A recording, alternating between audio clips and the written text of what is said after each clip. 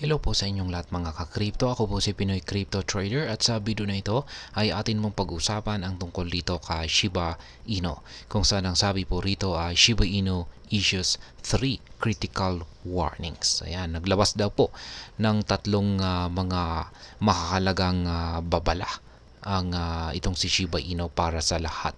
Kaya ayan, kung tayo po ay nag-hold or nag-invest dito kay Shiba Inu, ay napakalaga po na dapat po nating malaman yung tatlong mga babala na ito ni Shiba Inu. Kaya ayan, yan po ang siyang ating pag-uusapan sa video na ito. Pero bago po tayo magpatuloy, ay nais ko lamang po munang bigyang linaw ang aking disclaimer kung saan ang nilalaman po ng video na ito ay hindi po ito isang financial advice. For education and information purposes lamang po ang layunin nito.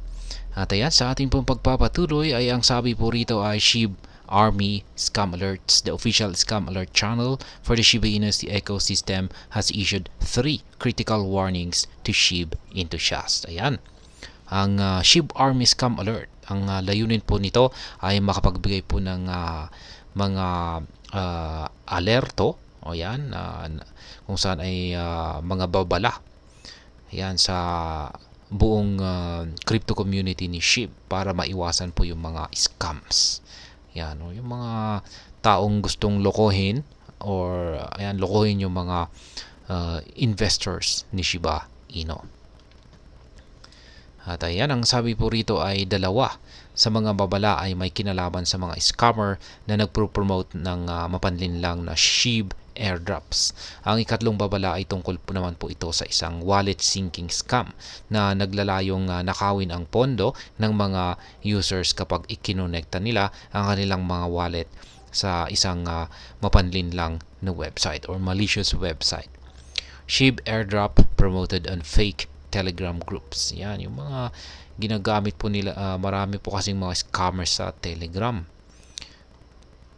Sa isang post sa X kahapon ay ibinunyag ng SHIB Army Scam Alerts ang ang presensya ng isang Telegram group kung saan ay tinatarget nila ang mga membro ng Shiba Inu community. Ayon sa announcement, ang mga admin ng group ay nagpo-promote ng peking SHIB airdrops sa pamamagitan po ng messaging platform upang nakawin ang funds ng mga users. Upang mapanatiling ligtas ang mga supporters ni Shiba Inu, ay hinimok ng SHIB Army Scam Alerts ang community na laging i-verify ang SHIB-related information sa pamamagitan po ng mga opisyal na mga sources. Kaya binalaan nito ang mga users na huwag magpalinlang sa mga ads, yan, advertisement, na yan, tulad po ng nagsasabing claim your rewards. Sa huli ay inirekomenda na makipag-ugnayan ang mga users sa ecosystem team sa Discord kapag hindi sigurado sa anumang kanilang mga naengkwentrong impormasyon. Ayan, malicious Facebook post targeting Shiba Inu. Kaya maliban po kay Telegram ay marami na rin po sila dito kay Facebook. Kaya ayan po, dagdag pa rito ay tinawag din ng channel ang pansin sa mga mapanlinlang na Facebook post na tinatarget ang mga member na community member ng Shiba Inu. Ayon po sa babala, ang mga mapanlinlang na post na ito ay lumilikha ng maling pakiramdam ng pagkaapurahan at nalilin lang ang mga potensyal na biktima na naniniwalang nawawalan sila ng libreng tokens. Kaya ayan, sense of urgency, ayan, at saka potential victims. Kaya ayan po, kasi yung pag nagbibigay sila ng mga free airdrops ay yung feeling po kasi ng karamihan ay parang sila yung nawawalan kung pag hindi po sila nakapag-participate sa free airdrops na ito. Kaya ayan, binalaan po ng alert channel ang mga SHIB holders na huwag makipag-ugnayan sa mga mapanlinlang na post na mga ito. Bukod pa rito ay iminungkahi na laging i-verify ang mga users ang impormasyon. Iwasan ang mga ads na claim your rewards at ayan po, makipag-ugnayan po ulit sa kanilang Discord channel ng ni Shiba Inu kapag may pagdududa. Kaya ayan yung ito po yung babala ng post kung saan ay sabi po rito ay SHIB Army, don't let these scammers take what you've worked so hard to earn. Always double check and be sure before you do anything. The post warned. Kaya ayan, wag daw po nating hayain na kunin ng mga scammers ang ating mga pinaghirapang kita. Kaya lagi daw po nating i-double check at siguraduhin natin bago gumawa ng kahit anumang bagay. Yan, ito naman yung pangatlo, yung wallet syncing alert. Kaya ayan, sa wakas ay binalaan ng SHIB Army Scam Alerts ang community ni SHIB tungkol sa lumalaking presensya ng mga mapanlinlang na website na humihiling sa mga tao na i-sync o i-connecta ang kanilang mga wallet.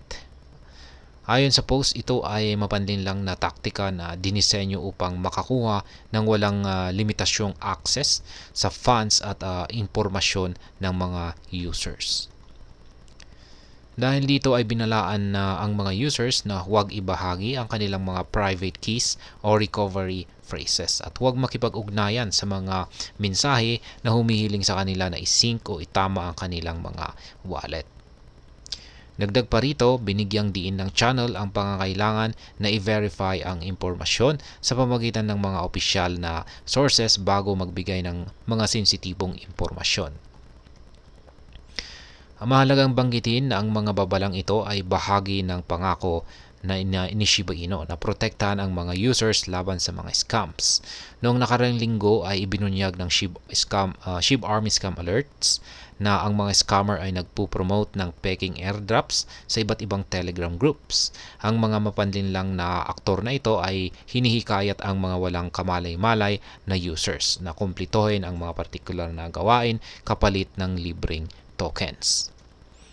At ayan, tulad ng inaasahan ay inirekomenda ng channel na laging magsagawa ng due diligence ang mga community members at i-report ang mga mapanlinlang na mensahe sa mga kaukulang otoridad. Kaya yan po yung tatlo na mga mahalagang babala na inilabas ni Shiba Inu. Kaya tama po yan.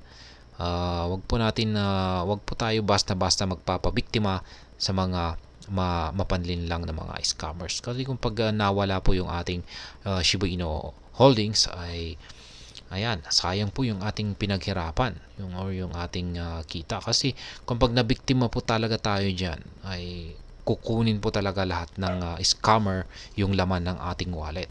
Yan, ngayon pag nagkaroon sila ng access diyan ay wala po talaga silang ititira. Yan, hindi ibig sabihin na hindi po ibig sabihin na maaawa yung scammer tapos kukunin lang yung kalahati. Yan, uubusin yan, sisimutin talaga yan. Kaya yan po ulit, mag-ingat po tayong mabuti. At hanggang dito na lamang po tayo sa video na ito mga ka-crypto. Sana po ay inyong nagustuhan ang aking paliwanag sa video na ito. Kung inyo po itong nagustuhan ay pakiclick lamang po ang like button nito. Para naman po sa mga bago lamang dito, kayo po ay aking inaanyayahan para mag-subscribe. Marami pong salamat sa panonood. Ingat po tayo lagi at God bless po sa ating lahat.